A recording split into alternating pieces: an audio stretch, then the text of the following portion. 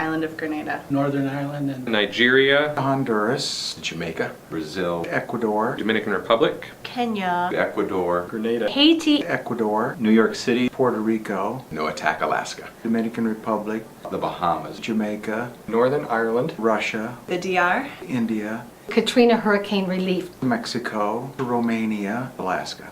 All right. The first task force we sent was to India, which is probably the hardest place to go. I mean, it is really, really hard. They were in Calcutta. We learned a lot from that first trip. Don't go back to India. No, don't go to India unprepared.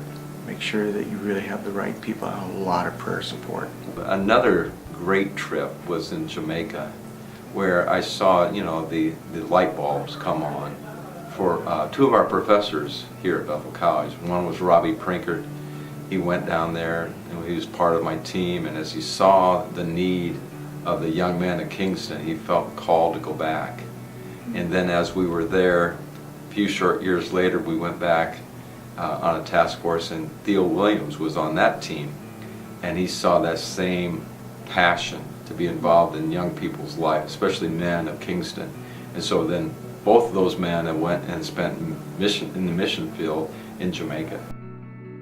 as a shy person and as an introvert, going to the Dominican Republic and seeing that you can use the sport of basketball to do missions was a revelation to me, and it planted a seed, and I thought, man, this is great. You don't have to be a preacher, you don't have to be a church planter. There's ways to do missions and be involved in missions that can use my gifts. The second trip then is probably the next most memorable, because it's where I felt I could do this long term. And from there, that's what happened. I actually did become a missionary for a couple of years in Jamaica as a sports evangelist, disciple maker, because of Task Force. You see something and it changes your life. It plants a seed for a calling, for a longer term calling.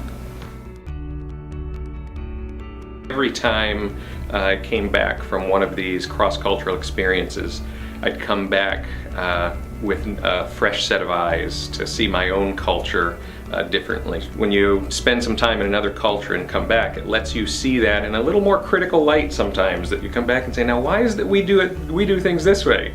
You know, when we went abroad, you'd see all the screwy things that other cultures would do, but then you kind of liked those by the time you came back, and you thought your own culture was messed up somehow. I think the Jamaican Task Force stood out the most to me because it was the first time I came face to face with real poverty. And in Jamaica, there's the haves and there's the have-nots.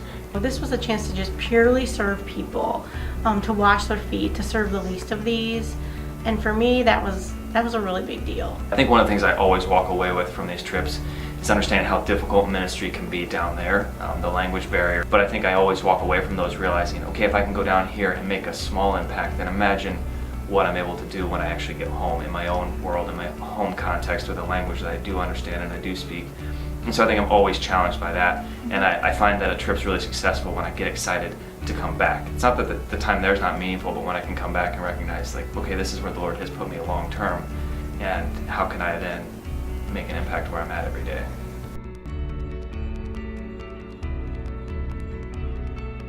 Every time I come back from a task force team, I have a new glimpse of God. I have a greater glimpse of His kingdom.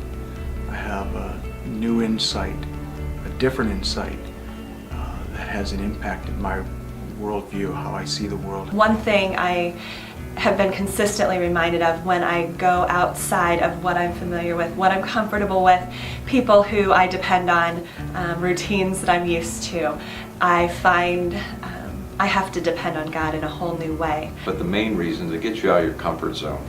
I think lots of times when we go to a third world country or even go to inner city, it kind of opens our eyes to what the real world is like. I think you come back changed in many ways. I'd say they're definitely the kind of thing that if you're wanting to challenge yourself, if you need to see the Lord work in just kind of a different way than you're used to, that's a really unique opportunity to do that. God will expand your heart for the nations. I'd say that there's a lot of excuses we come up with as for why not to do it. It's expensive, you don't have time, and I think if you really feel the Lord nudging you that way, then you can come to an understanding that He's going to provide both the time and the money. God is working all over the world, and Task Force is such a great opportunity to get out there and see what He's doing.